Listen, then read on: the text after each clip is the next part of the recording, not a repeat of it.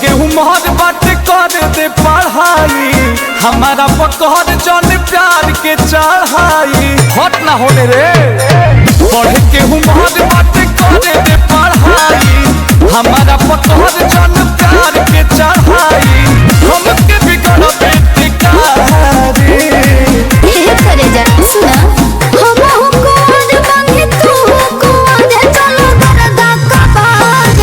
आए हाय रे हमर भर दुलारे, आए हाय रे चलो करदा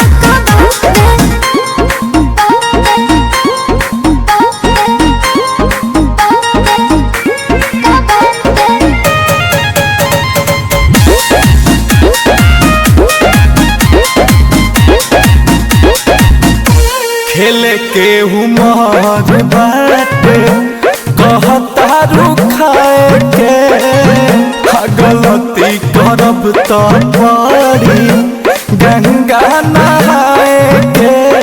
बात के बुझो जनो तारो लो बाकी छोड़ भुला छोड़ा सोना भेज ना भेज आज खाना।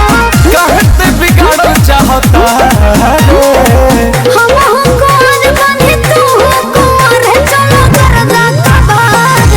आए हाय रे हमर भर दुलारे, आए हाय रे चलो करदा कबार। चलो हे करे जा